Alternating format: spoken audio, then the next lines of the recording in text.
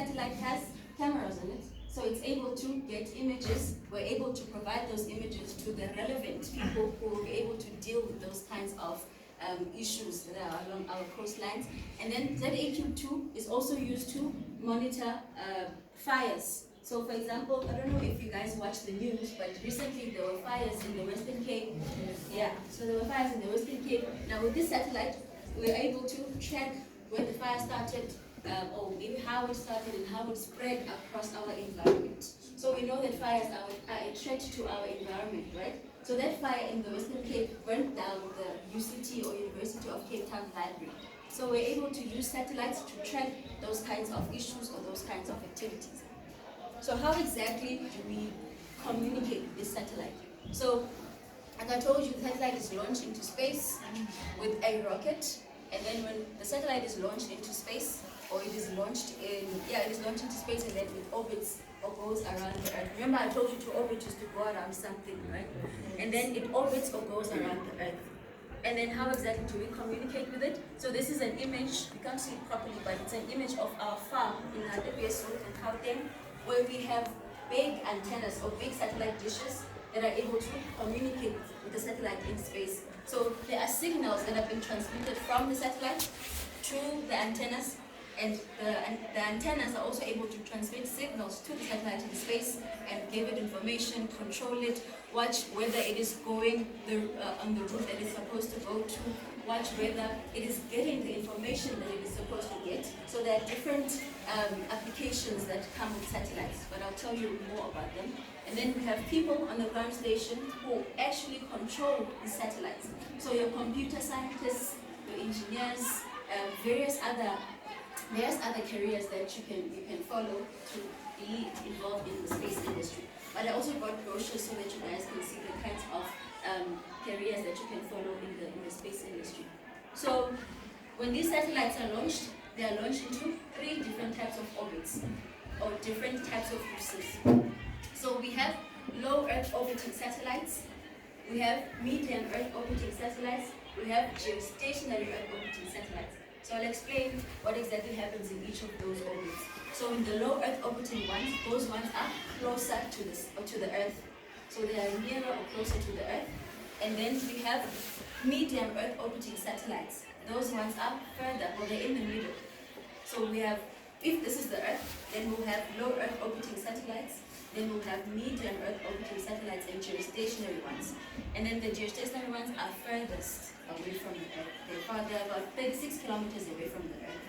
So low Earth orbiting ones are used for taking pictures, seeing environmental changes inside our Earth. So we use them to take pictures, and then we use medium Earth orbiting ones for GPS. So I come from Pretoria, so we didn't know where your area is. So we had to use GPS.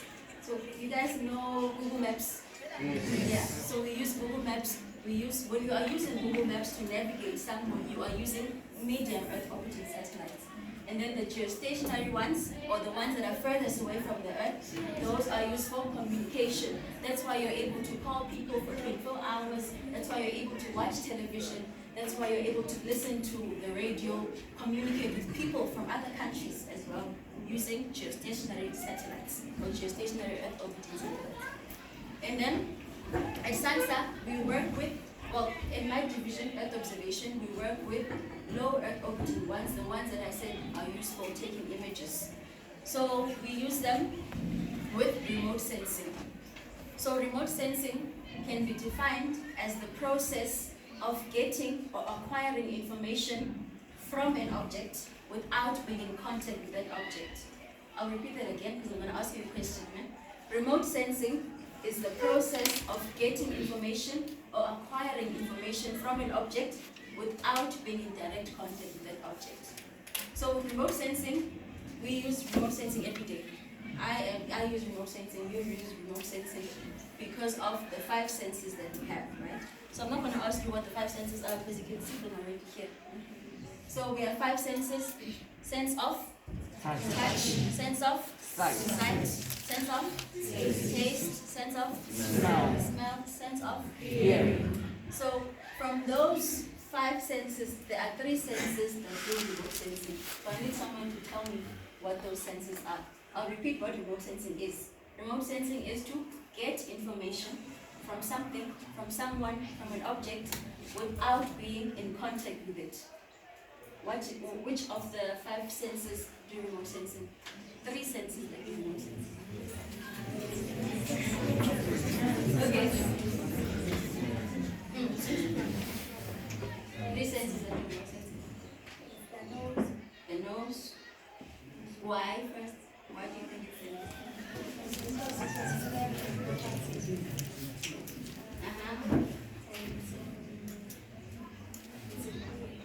What? Hearing? Voice?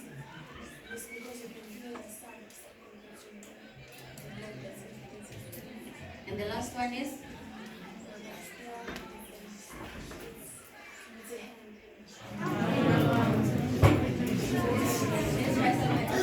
Make sure, okay, before you raise your hand, guys, make sure that you know all 3. If you raise your hand, you are sure, right? Let's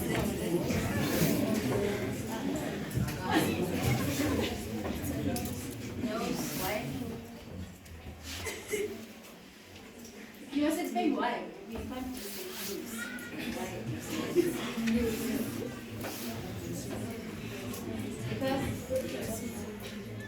Because now without being in context, second one, to hear why.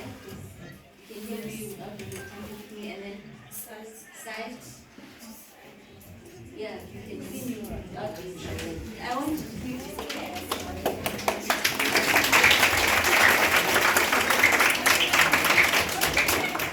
Okay, so that is exactly what the satellite does. It also gets information from the Earth without having to be in contact with anything on the Earth. So what happens is the sun reflects right into the Earth. It reflects light into the Earth, and then the satellite is then able to get images or environmental changes inside the Earth. That information is recorded by the satellite. Then that information is transmitted back into the Earth through the satellite antennas or satellite dishes or antennas that are on in our ground station. And then we have people or remote sensing scientists or remote sensing technologists, various people who work at SANSA who are able to get that information and then provide certain images, geographical images. You know about GIS, right? Some of you that do geography know about GIS, remote sensing. So we have remote sensing scientists that are able to retrieve that information, get those images, and are able to provide them to different government departments. And then they produce images like this. So this is a dam. This is an image of a dam, but it is a GIS image, a remote sensing image, which shows how algae or how water has been contaminated over time, or how water has become dirty over time. So with a satellite, we're able to see things that we normally can't see with our own naked eyes. By naked eyes, I mean normal eyes. So this is another image which just shows how algae or water contamination had grown in this dam. This is called the Val Dam. So this just shows that in January 2016, there was not much activity going on in the water, but as you can see, throughout the months until July 2016, the water started to become dirty. So with that image, we're able to provide that image to departments such as water and sanitation. Water and sanitation will be able to maybe have processes where they are able to clean the water, because at the end of the day, we need water, right? We need water for agriculture, we need water for drinking and all other activities. And then with agriculture, a satellite is also able to tell us whether plants, whether crops are healthy enough so that they can be harvested or taken out and be sold to people for food security. And then we're also able to use a satellite to sense whether there is enough moisture inside the soil so that our crops can grow well and so that we can provide food security again. So those are some of the applications that come with remote sensing. But I don't want to take a lot of time. So if you want to find out more, please come to me after our presentation or after Space Science's presentation, and we'll talk more about them. So this is just something or a slide that shows you that if you want to, like I said before, you can have your own science club where you do activities that are science-based, and it will help you to, it will encourage you to study science, it will encourage you to study mathematics or geography or any other science-related subjects that you do at school. And then we have, so this is just to show you what the kinds of activities that we do at SANSA. So I work in the science engagement unit, all of us, we work in the science engagement unit. So we usually have SANSA guided course. So sometimes schools come to our facility at SANSA and they are also able to see. So remember I told you that we have a farm in Rajabeso where we have big antennas or big satellite dishes. So you'll be able to go to our farm in Rajabeso, visit SANSA, and you'll be able to see how exactly we communicate with the satellite. We'll take you to the operations room. You'll see how we communicate with the satellite, how the satellite is passing over South Africa. And we'll be able to take pictures around the antennas and see, how big they are. Just a tour around the area. So at Space Science in Hermanus, they also have their own science center. So you can visit the science center and engage with them, the activities that they do at the science center. Okay. So these are some of the activities that you can do in your science club. My school address with the GPS using lines of latitude, lines of longitude, GIS or geography, satellite image of your school. We can provide you with a satellite image of your school. You can see how your school has grown over time. I can even show you an image of your school using Google Maps. Did you know that? You can see an image of your school using a cell phone. Well, some of you know that, yeah. So we also have those kinds of applications where we can show you how your school has developed over time using satellite images. And then you can do my digital village or district. I'll show you how these activities are done basically. And then school perimeter and yard area, number of trees over time in your area, area of open land unused, my virtual ground station, my school risk profile, SGB as a science club client. So those are some of the activities that we'll show you guys how to do, but you need to, if you want to establish your own science club, you need to contact me and then we will try to help you establish your own science club. So like I told you, I will tell you about the careers that we have at SANSA, or careers that we have in the space industry. So you can become a mission control specialist. So I'm not going to mention all of them because we have brochures there that we'll provide to you so that you can see the kinds of careers that we have. So we have a mission control specialist who maintains satellite and ground databases. You can study or have a qualification in engineering, and then we have satellite ground segment technicians. You can have a BTech in electrical engineering, where you will be maintaining the equipment or you will be maintaining the antenna. So sometimes the antennas stop working, and we need people to maintain those antennas so that they can be able to communicate with the satellite again. And then we have a space weather specialist who monitors space weather.